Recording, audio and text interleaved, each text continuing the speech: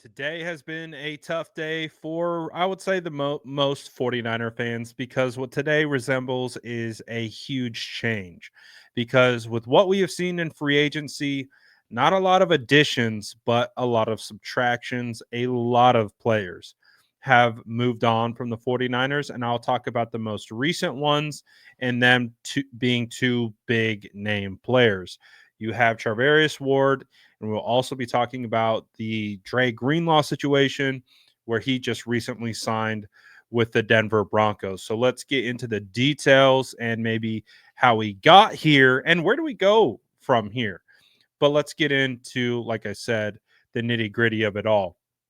Charvarius Ward signs a 3-year, $60 million contract with the Indianapolis Colts. Now, I don't think this was much of a surprise, especially if you caught his exit interview at the end of the year. San Francisco, obviously, and Charvarius Ward specifically went through a lot of adversity, losing his child and all those different types of things. Like there's so much that comes along with that. But he basically talked about how California reminded him of that trauma.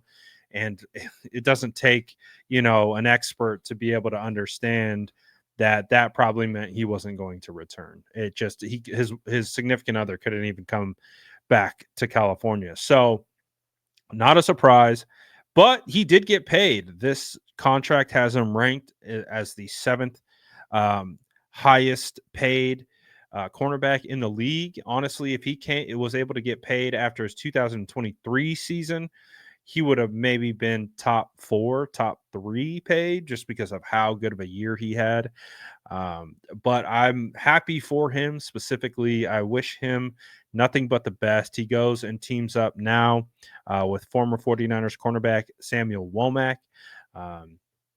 So good for Charvarius, and hopefully for him, it's a clean, fresh start where he can kind of start things over. But let's talk about, I think, arguably one of the biggest situations right now for the San Francisco 49ers. Um, Dre Greenlaw. Many believed that there was a chance he could return, but unfortunately, he signs with the Denver Broncos, joining Talanoa Hufanga, and he signs a 3-year deal worth $35 million. Dre Greenlaw securing a bag after playing 2.5 quarters last year, coming off a torn Achilles. I would say it's still a pretty solid payday for him. I was hoping maybe the San Francisco 49ers would be able to persuade him to come back, but not so much. I really do think that it's a tough one, right? Because everyone loves Dre Greenlaw. Dre Greenlaw is a fan favorite. He's been phenomenal for the San Francisco 49ers, and him going down with an injury was just, it was really tough situation, I think, for everyone involved. But, as it progressed, I think we could see the light at the end of the tunnel. So, at least for me, I doing my best to try to warn you guys as best I could that I was hearing that he wasn't going to return. And I know there were others who were echoing the same thing. So I think we probably all heard a similar situation. But I had heard that Dre Greenlaw was telling his teammates in Cabo that he wasn't coming back. So it wasn't really contract related necessarily. I think it was more opportunity based. He wanted to be the LB1, and I think he'll get that opportunity with the Denver Broncos. So be able to lead that room. You got Talanoa Hufanga, you got DJ Jones, players that he's familiar with. And he has the opportunity to start new. And it's a tough situation, right? Because everyone wanted to see Dre Greenlaw return, but he is now on the outs along with so many other San Francisco 49ers players. If we go down the list of players who have left, We now have Jalen Moore, Elijah Mitchell, Talanoa Hufanga. We have Aaron Banks. We have Josh Dobbs. We have Charvarius Ward. And you now add Dre Greenlaw to the mix. So,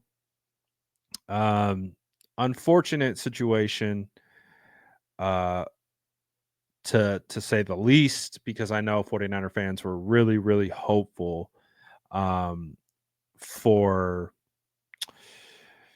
a reunion. And as you can see, I'm typing right now, so I'm just going to let you guys know what's happening.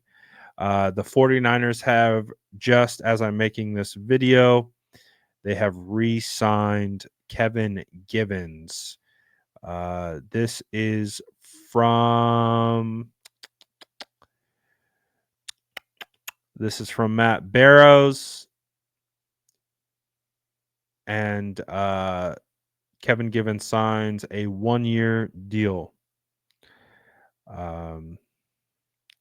So it doesn't really soften the blow, I think, for most 49er fans of everything that's going on with them right now.